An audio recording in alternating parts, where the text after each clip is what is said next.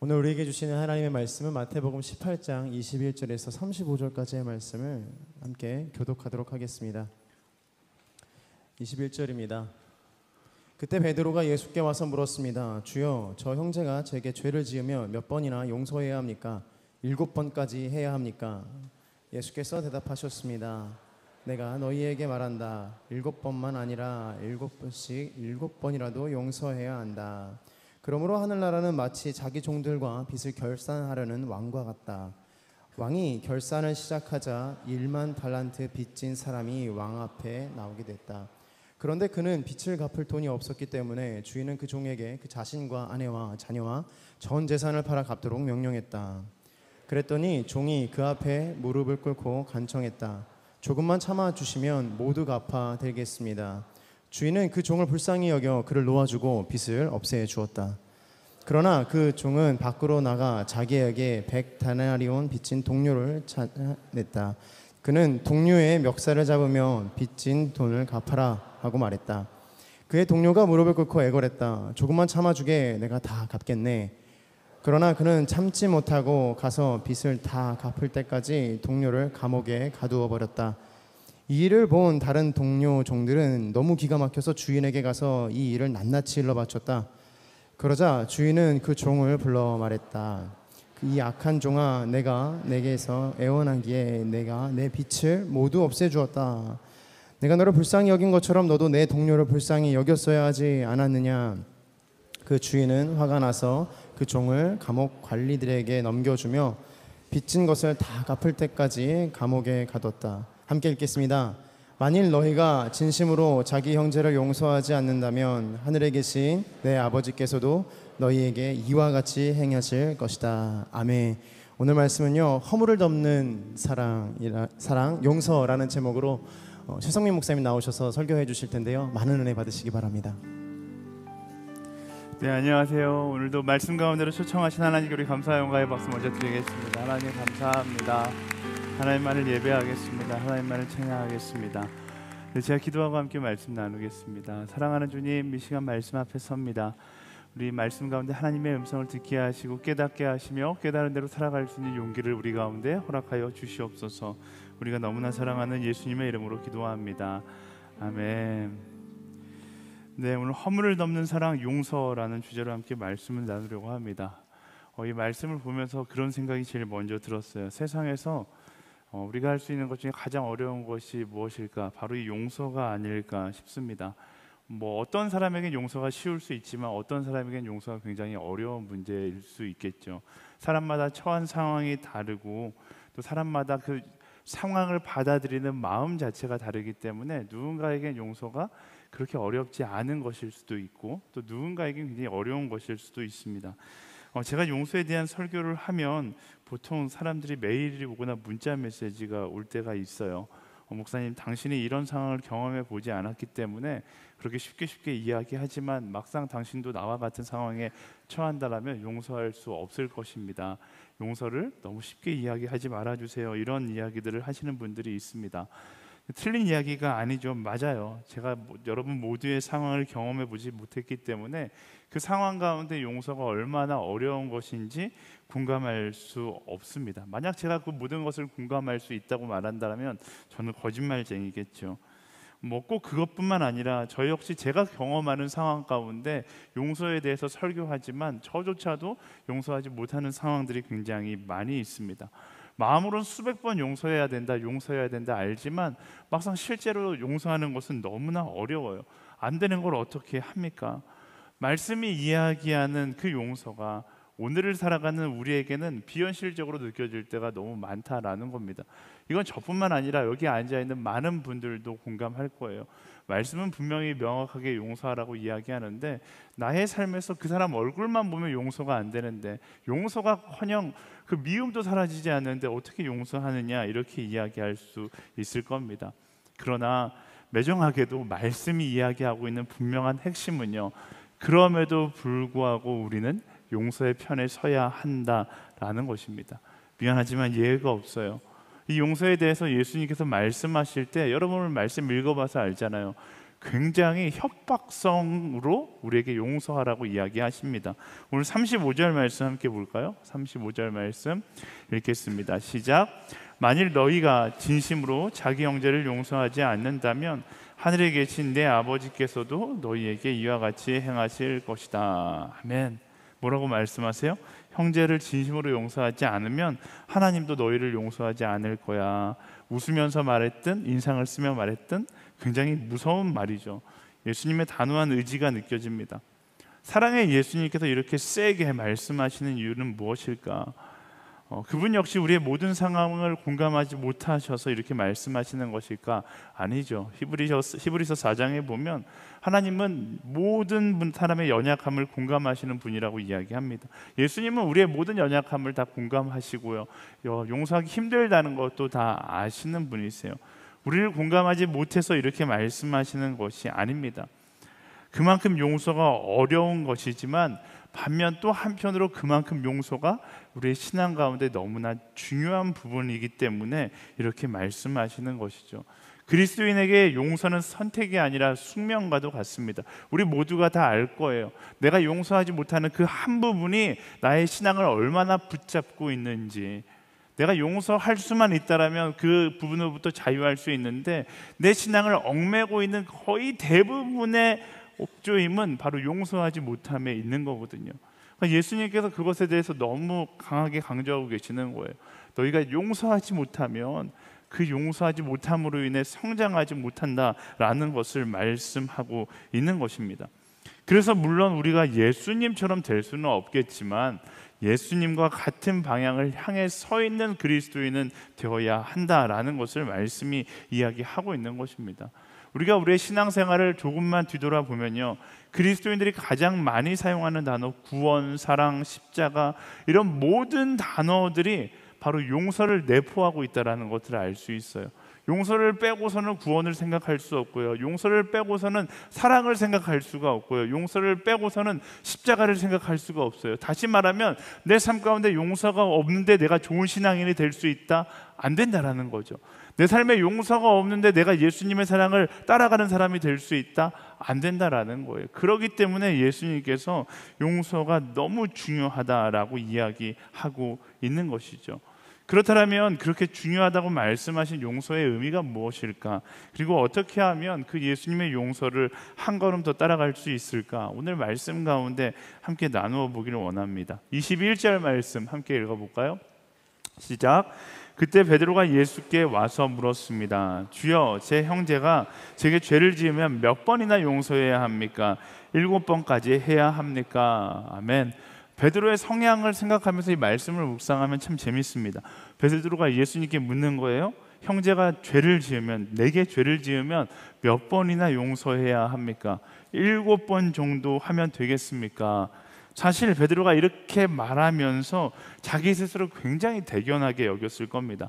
당시 율법에 의하면 2번 용서하라고 이야기하고 있고, 좀 너그러운 랍비들은 3번까지 용서하고 4번째부터는 용서하지 말라라고 이야기하는데 베드로는 지금 몇 번을 이야기해요? 7번. 보통의 유대인들은 2번에서 3번 용서하는데 내가 생각하기엔 예수님 한 7번 정도 용서하면 되겠습니까? 예수님께서 사랑의 예수님이라는 사실을 인식하고 그거에 맞는 예수님께서 좋아하는 답을 지금 묻고 있는 것이죠. 베드로의 성격상 예수님의 입에서 너 참 대단하구나 베드로야, 이런 칭찬의 말을 듣고 싶어서 이렇게 질문했을 텐데, 근데 이 질문 안에는 우리가 또 베드로가 또 말씀 가운데 이야기하는 유대인들과 랍비들이 흔히 하고 있는 착각 한 가지가 있습니다. 바로 용서와 인내를 같은 의미로 받아들이고 있다라는 거예요. 용서를 그저 상대방의 허물 잘못을 참는 것의 개념으로 보고 있다라는 것입니다. 그러니까 어금니 꽉 깨물고 내가 너 이번에는 용서한다, 이것을 용서의 개념으로 받아들이고 있다라는 거예요. 근데 정말 그럴까요? 여러분, 용서와 인내는 다른 거예요. 이것을 이야기하는 아주 좋은 예화가 하나 있는데요, 이런 이야기가 있습니다. 한 나라에서 이제 부부가 결혼을 했대요. 아마 아랍권 나라인 것 같아요. 낙타를 타고서 이제 신혼여행을 가는데 남편이 탄 낙타가 갑자기 날뛰기 시작한 거예요. 낙타에서 남편이 떨어졌는데 아내가 그 남편을 보면서 야, 이제 우리 남편이 낙타를 채찍으로 때리겠지라고 생각했는데 남자가 몸지를 털고 일어나더니 낙타를 향해 이렇게 이야기했대요. 한 번. 그래서 이 아내가 그 모습을 보고서 야, 우리 남편은 너무나 온유한 사람이구나, 사랑이 넘치는 사람이구나, 자기를 떨어뜨리는 낙타를 때리지 않고 그냥 경고만 주는 거 보니까 참 훌륭한 남편이다라고 생각했대요. 그러다가 또 가다가 낙타가 몸부림을 치자 또 떨어졌다는 거예요. 남편이 또 이번에는 화를 내겠지, 두 번째니까. 근데 남편이 화를 내지 않고 일어나서 낙타를 향해 2번 이렇게 외쳤다라는 거예요. 아내가 완전히 눈에 하트가 그려지기 시작하는 거죠. 야, 내 남편은 동물조차 사랑하는 사람이다. 나의 결혼 생활이 얼마나 행복할까 막 행복해하고 있었는데 그렇게 가다가 3번째 떨어졌대요. 이게 3번째 떨어질 때는 이제 아내 마음 가운데 어떤 마음이 있겠어요? 아, 우리 남편이 이제는 낙타를 또 이렇게 3번, 4번 이렇게 용서해 주겠지라고 생각했는데 그때 갑자기 남편이 칼을 꺼내 들더니 낙타의 목을 한 번에 베어버렸대요. 아내가 너무 놀라서 남편에게 막 화를 내기 시작했대요. 어떻게 동물의 목을 그렇게 잘라버릴 수 있냐, 당신 너무 잔인한 거 아니냐 소리 질렀더니 남편이 아내에게 이렇게 이야기했다는 거예요. 한 번 이렇게 이야기를 했다는 거예요. 근데 이 이야기가 알려주는 메시지가 무엇입니까? 이게 바로 용서와 인내의 차이를 알려주는 거예요. 인내는 그냥 참는 것입니다. 근데 용서는 뭐예요? 과거를 기억하지 않고 모든 것을 잊어버리고 새롭게 시작하겠다라는 것입니다. 인내라는 건 그저 그 순간 너를 향한 분노를 일회성으로 참겠다라는 것을 의미하는 것이고요. 용서라는 것은 오늘 이 시간 내가 모든 것을 잊고 새롭게 시작하겠다라는 것을 이야기하는 것이죠. 다시 말하면 인내는 분노를 정립해 가는 것이지만 용서는 분노를 쌓아놓지 않고 버리는 것입니다. 그래서 우리가 자주 이야기하는 이번 한 번만은 용서해 주겠다, 이 말은 말 자체가 잘못된 것이죠. 이번만 봐준다는 것 자체가 용서에서 가장 중요한 것이 빠진 거예요. 그게 무엇인가? 이전 일을 기억하지 않는 것입니다. 그게 바로 인내와 용서의 차이인 거예요. 근데 우리는 인내와 용서를 같은 단어로 생각할 때가 많습니다. 오늘 말씀도 마찬가지예요. 말씀을 묵상하면서 말씀 앞에서 인내와 용서를 같은 개념으로 보면 우리가 예수님께서 말씀하시는 용서를 이해할 수가 없습니다. 말씀 가운데 용서에 대해 말씀하시는 그 하나님의 음성, 하나님의 의도를 우리는 파악할 수 있어야 하는 것이죠. 이사야 43장 25절 말씀 볼까요? 다 같이 읽겠습니다. 시작. 나는 위에 내 죄를 닦아 없애는 자이니 내 죄를 더 이상 기억하지 않겠다. 뭐라고 얘기해요? 내 죄를 더 이상 기억하지 않겠다. 이게 하나님께서 말씀하시는 용서의 개념인 거예요. 예레미야 31장 34절 말씀, 하반절 말씀 보겠습니다. 시작. 내가 그들의 죄를 용서하고 그들의 죄를 더 이상 기억하지 않을 것이다. 여호와의 말이다. 용서했으니 더 이상 기억하지 않겠다. 히브리서 8장 12절 말씀도 보겠습니다. 시작. 내가 그들의 불의를 긍휼히 여기고 그들의 죄를 더 이상 기억하지 않을 것이다. 긍휼히 여기고 더 이상 죄를 기억하지 않겠다. 이 말씀들이 무엇을 이야기하고 있는 것입니까? 진정한 용서가 무엇인지를 이야기하고 있는 것입니다. 진정한 용서가 뭐예요? 바로 기억하지 않는 것입니다. 요즘 말로 하면 용서에는 뒤끝이 없어야 한다라는 것입니다. 다시 말씀으로 돌아가서요. 베드로의 질문이 무엇입니까? 몇 번이나 용서를 해야 합니까? 이 질문 자체가 잘못됐다는 거 이제 아시겠죠? 용서에는 횟수가 없어요. 용서는 잊어버리는 것이기 때문에 만약 물으려면 몇 번이나 참아야 합니까가 맞는 질문이겠죠. 그래서 예수님께서 베드로의 이 질문에 이렇게 대답을 하시는 거예요. 22절 말씀 함께 읽겠습니다. 시작. 예수께서 대답하셨습니다. 내가 너희에게 말한다. 7번만 아니라 70번씩 7번이라도 용서해야 한다. 아멘.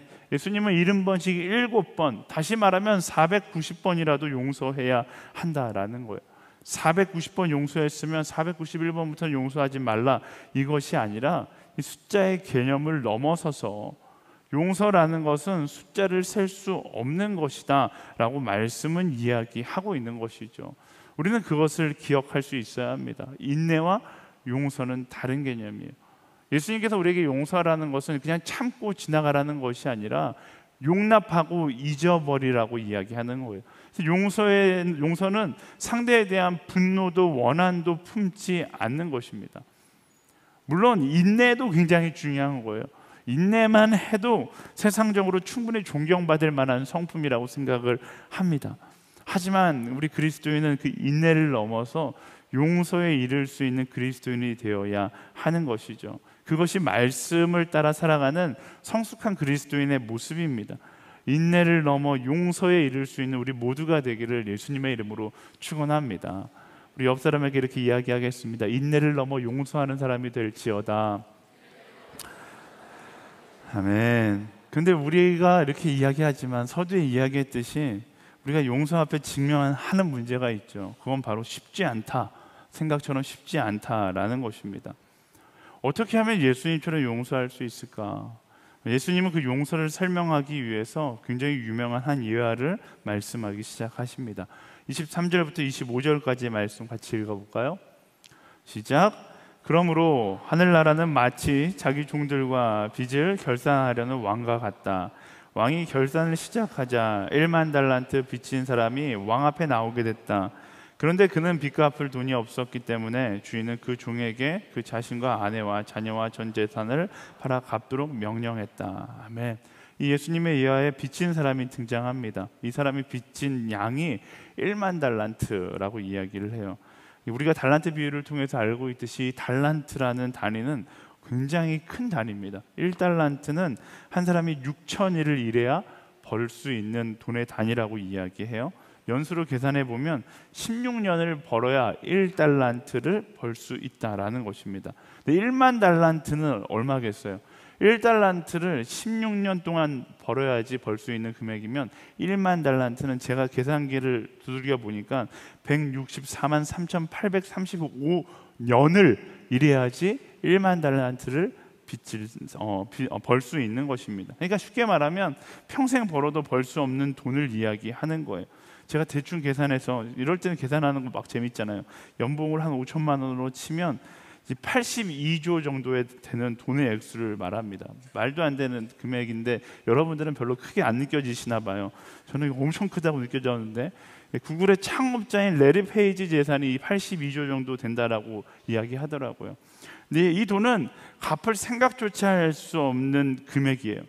예수님께서 예화를 드시는데 이야기를 만들려면 좀 현실감 있게 근사하게 이야기를 만들어야 되는데 왜 이렇게 말도 안 되는 82조, 어쩌면 그보다 더 큰 금액이겠죠. 당대에는 아무도 가질 수 없는, 어떤 왕도 가질 수 없는 엄청난 금액을 이야기하시는 이유가 무엇일까? 그 이유는 우리의 죄의 상황이 이렇다라는 거예요. 절대로 우리의 노력이나 의지로 갚을 수 없는 죄의 삭시 우리에게 있다라는 것을 예수님께서 말씀하시는 것입니다. 그래서 세상엔 소망이 없는 거예요. 여러분 한번 생각해가지고 5장에 뭐라고 말씀하세요? 항상 기뻐하라, 쉬지 말고 기도하고 모든 것에 감사하라. 이게 하나님의 뜻이다라고 이야기합니다. 기쁨과 감사가 그 말씀 가운데 있어요. 무엇을 기뻐하고 무엇을 감사하라는 것입니까? 지금 말씀 가운데서 나타나고 있는 하나님의 은혜를 기뻐하고 하나님의 은혜 앞에 감사하라. 그리고 그 기쁨과 감사함으로 하나님의 은혜를 기억할 때 이것이 하나님의 뜻, 그 하나님의 뜻을 따라 살아가는 사람이 될 수 있다라는 것이고, 오늘 말씀과 연결시켜 보면 하나님의 뜻을 따라 용서할 수 있는 사람이 될 수 있다라는 것입니다. 용서의 사람이 되기 위한 첫 번째 조건이 우리가 하나님의 은혜를 기억함으로 기뻐하고 감사하는 사람이 되어야 한다라는 것입니다. 믿음이라는 것 자체가 그래요. 복잡하지 않습니다. 이 하나님의 은혜를 알고 기억하며 그 은혜를 따라가는 삶이 바로 믿음인 것이죠.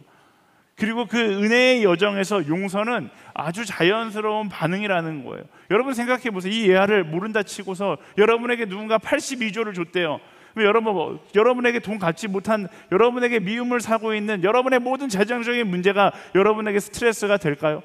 전혀 스트레스가 되지 않죠. 그때부터는 여러분 굉장히 너그러운 사람들이 될 겁니다. 마찬가지예요. 우리에게 주신 영원한 생명이라는 하나님의 은혜를 기억하고 감사한다라면 이 땅 가운데 우리가 용서하지 못하고 우리가 원망하고 있고 미워하고 있는 모든 문제는 사라지게 되어 있다라는 것입니다. 그게 은혜를 향한 은혜 안에 있는 우리의 당연한 반응이다라는 것을 이야기하는 것이죠. 그런데 예수님의 예화가 거기서 끝나지 않아요. 이 82조 탕감받은 종이 집에 가다가 100데나리온 빚진 친구를 만나게 됩니다. 100데나리온은 약 1,000만 원 정도 되는 돈이라고 이야기해요. 82조 이야기하다가 이제 1,000만 원 들으니까 1,000만 원은 우리가 느끼기에도 이제 지금 막 별것 아닌 것처럼 느껴지잖아요. 82조, 그럼 82조를 10,000원짜리로 바꾼 다음에 그 중에 1,000만 원을 빼면 알 수 있을까요? 절대 몰라요. 절대 작은 돈, 엄청 작은 돈처럼 여겨지는 상황인 것이죠. 그런데 이 탕감받은 종이 친구를 용납하지 못하고 그 친구를 감옥에 가두어 버리는 일이 일어나게 되는 것입니다. 어떻게 이런 일이 일어난 거예요? 은혜를 은혜로 생각하지 못했거나 은혜를 망각해 버렸기 때문에 이런 일들이 일어나게 되는 것이죠. 우리가 세상 가운데 살아갈 때 용서하지 못하는 것도 마찬가지예요. 하나님은 우리에게 용서할 수 있는 모든 것을 허락하셨어요. 구원의 은혜, 영원한 생명.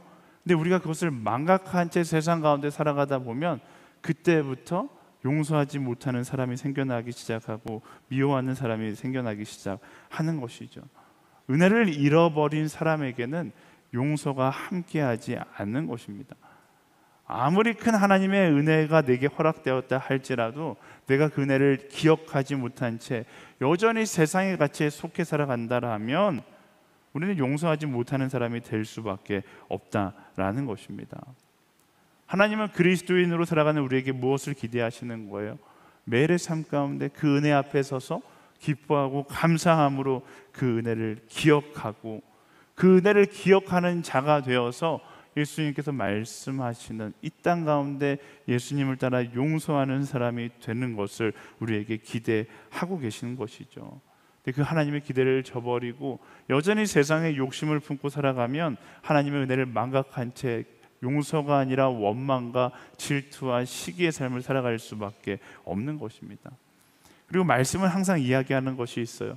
그 은혜 앞에서는 진정한 그리스도인이라면 그 은혜를 기억한다라면 그 은혜 받은 대로 나누어 주게 되어 있다라는 것입니다.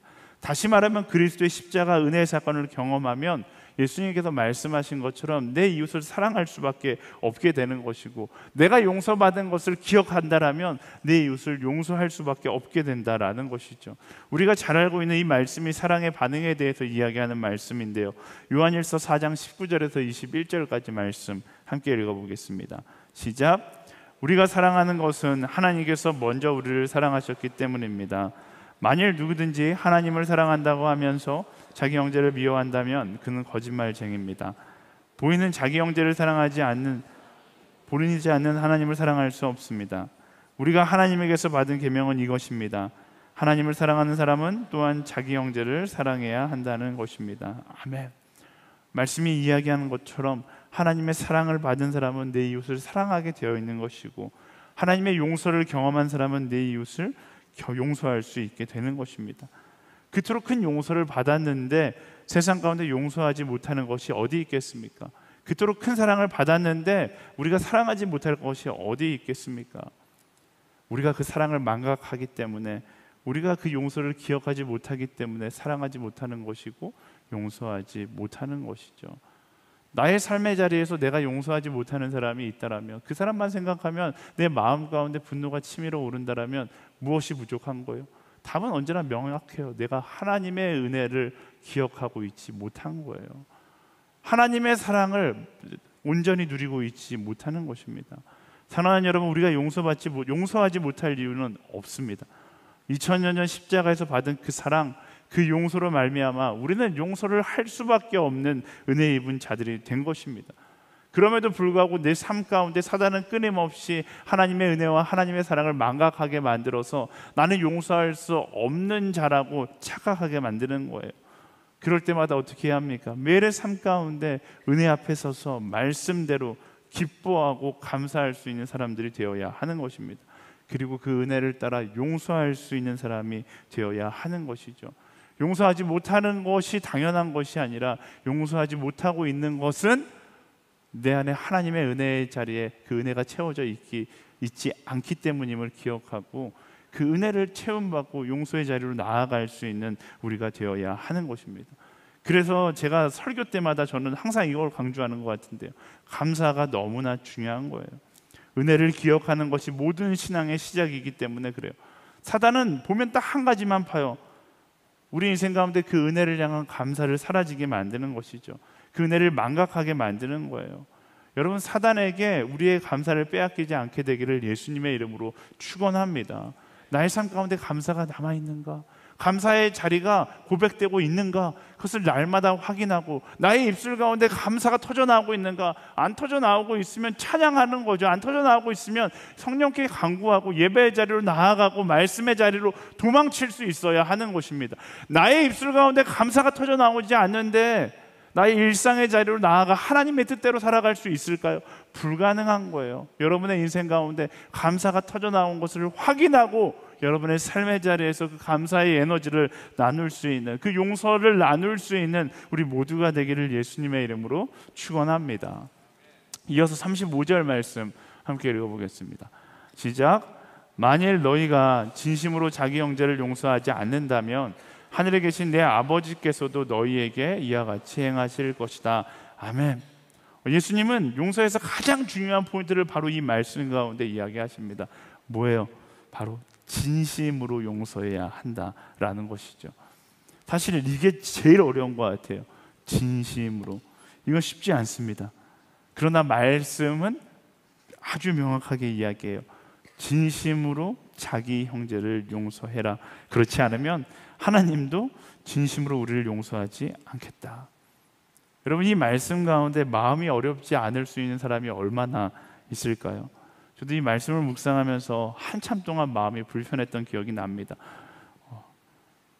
마음이 불편하면 뭐 해야 돼요? 고민해도 아무런 변화가 없잖아요. 죄책감만 커지는 거예요. 진심으로 용서해야 되는데 나는 그 사람을 용서할 수 있어. 나의 의지는 용서하는데 나의 마음의 진심은 그 사람을 용서하지 못하는 거예요. 이거 어떻게 해야 돼? 하나님, 내가 어떻게 그 사람을 용서합니까?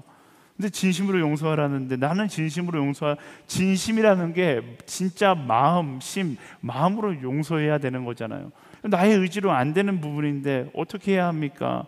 어떻게 해야 합니까? 그런데 답은 아주 명확하죠. 나 홀로 완성할 수 없는 말씀이라면 어떻게 해야 될까요? 이 말씀 가운데 답이 있는 거예요. 용서는 내가 의지로 갖는 마음이 아니라는 겁니다. 나의 의지로 용서할 수 없다라는 거예요. 나의 의지로 용서할 수 없다라면 우리에게 필요한 게 무엇일까요? 그 용서할 수 없는 나의 마음을 도우시는 성령의 마음이 필요하다라는 것입니다.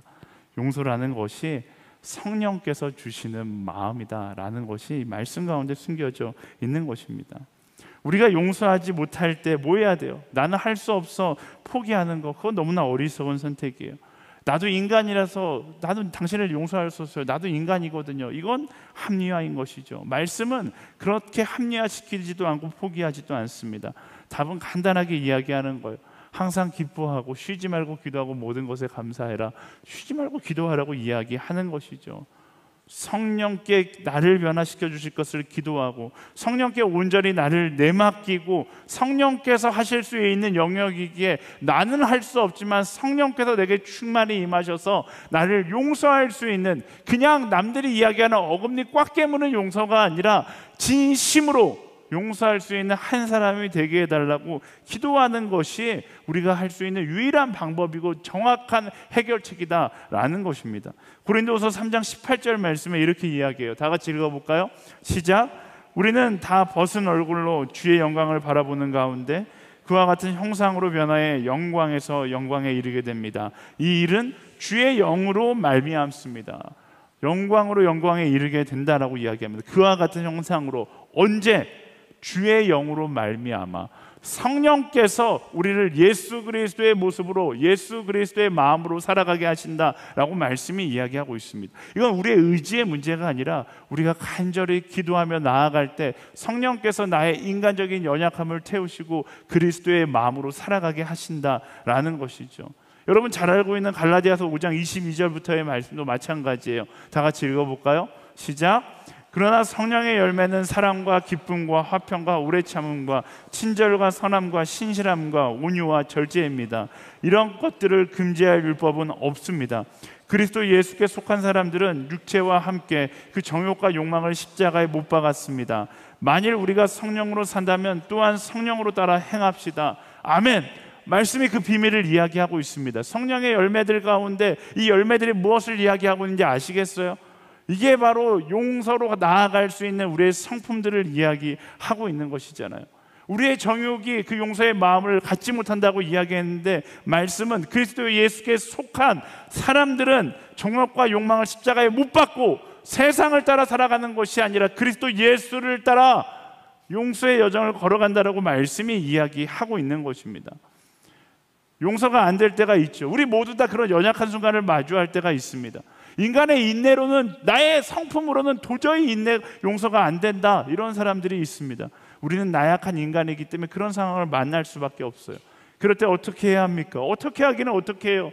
진심으로 용서가 될 때까지 뭐하라고 말씀은 이야기합니까? 하나님의 마음을 성령께 구하라고 이야기합니다.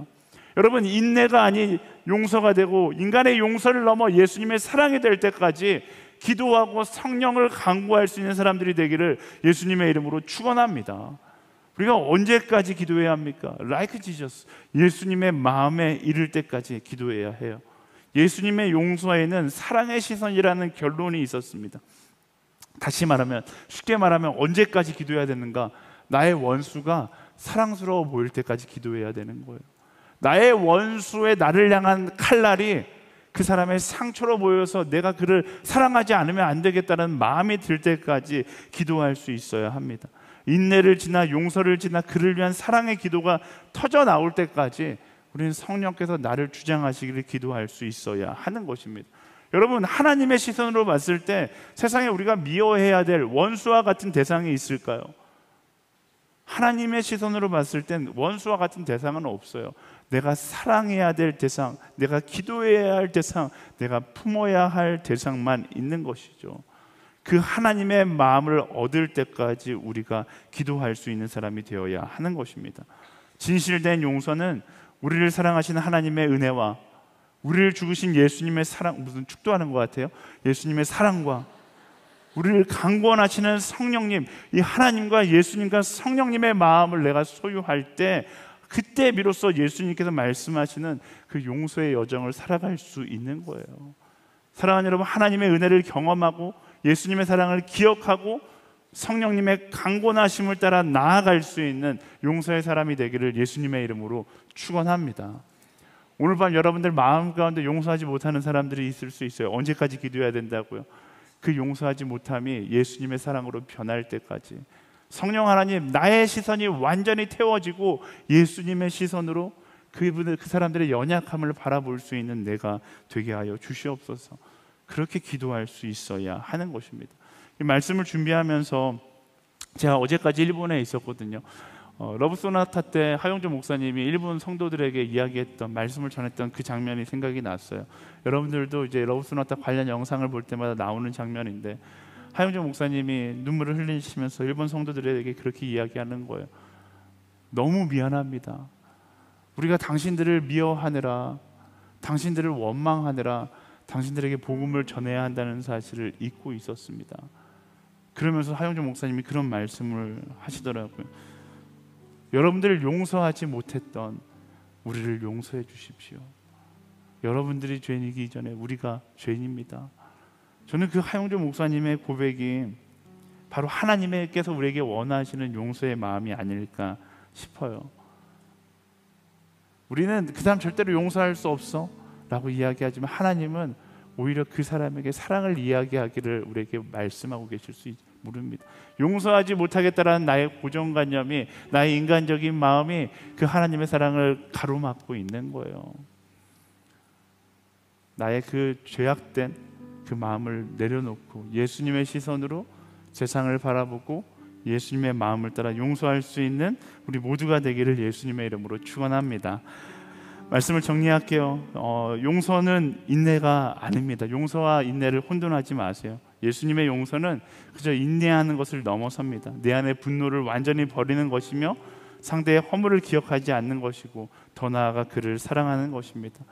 이것은 물론 굉장히 어려운 일이에요. 근데 어떻게 이것이 가능한가? 두 가지 포인트를 이야기했어요. 첫 번째, 하나님의 은혜를 경험하고 기억하는 것으로 이 용서가 시작되는 것입니다.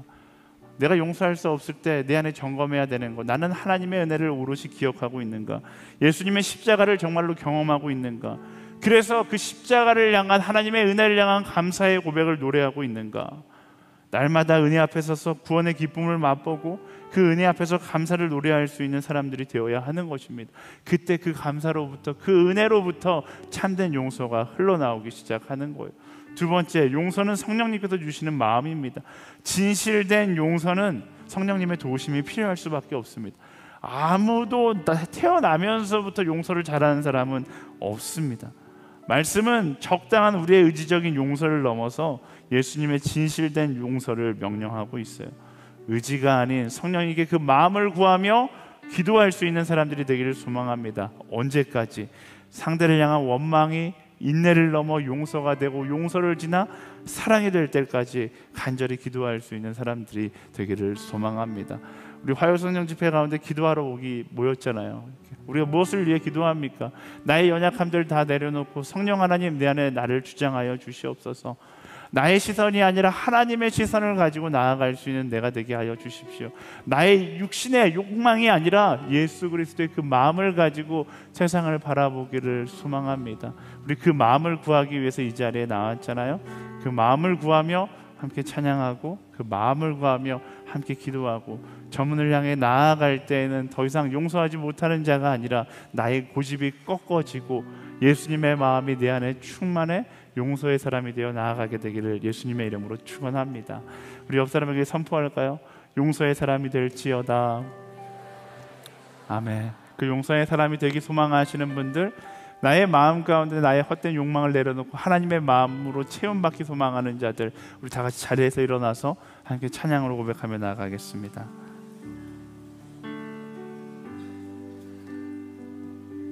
보소서 주님, 나의 마음을 선한 것 하나 없습니다. 그러나 내 모든 것 주께 드립니다. 사랑으로 안으시고 날 새로. 우리 먼저 인정하는 거예요. 보소서 주님, 난 선하지 않습니다. 보소서 주님, 나의 마음을 선한 것 하나 없습니다. 그러나 내 모든 것 주께 드립니다. 사랑으로 안으시고 날 새롭게 하소서. 주님 마음 내게 주소서. 내 아버지 주님 마음 내게 주소서. 나를 향하신 주님의 뜻이 이루어지도록 주님 마음 내게 주소서. 주님 마음 내게 주소서. 주님 마음 내게 주소서. 내 아버지 주님 마음 내게 주소서. 나를 향하신 주님의 뜻이 이루어지도록 주님 마음 성령 하나님 내게 사랑을 가르쳐 주시옵소서. 내게 사랑을 가르치소서. 당신의 마음으로 용서하게 하소서. 주의 성령 내게 채우사 주의 길 가게 하소서. 주님 당신 마음 주소서. 주의 성령 내게 채우사 주의 길 가게 하소서. 주님 당신 마음 주소서. 주의 성령 내게 채우사 주의 성령 내게 채우사 주의 길 가게 하소서. 주님 당신 마음 주소서. 주님 마음 내게 주소서. 내 아버지 주님 마음 내게 주소서. 나를 향하신 주님의 뜻이 이루어지도록 주님 마음 진실된 마음으로 주님 마음 내게 주소서. 주님 마음 내게 주시옵소서. 주님 마음 내게 주소서. 내 아버지 주님 마음 내게 주소서. 나를 향하신 주님의 뜻이 이루어지도록 주님 마음 내게 주소서.